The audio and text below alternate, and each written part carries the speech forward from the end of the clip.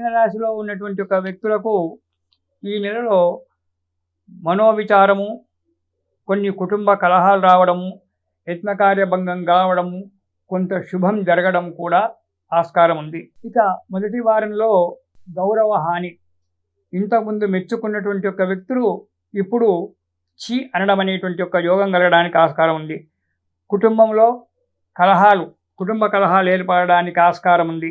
ఇక మనం రెండవ వారంలో మీనరాశి వారికి రెండవ వారం కనుక చూసినట్టయితే బలహీనత, ఏ పని యందు కూడా ఇష్టం లేకపోవడము, ఎప్పుడు దిగాలుగా కూర్చోవడము, మనోవిచారంతో కూర్చోవడము జరుగుతుంది. ఏ కార్యం మొదలు పెడదామన్నా దానికి ఆటంకాలు ఏర్పడము, ఆటంకాలు చెప్పేవాళ్ళు ఈ కార్యం చేస్తే నీకు ఈ నష్టం వస్తుంది, ప్రోత్సహించే వాళ్ళు లేకపోగా దాన్ని చెడగొట్టేటువంటి వాళ్ళు ఎక్కువగా తయారవుతారు మీనరాశి వారికి. కాబట్టి జాగ్రత్తగా ఉండాలి రెండవ వారం.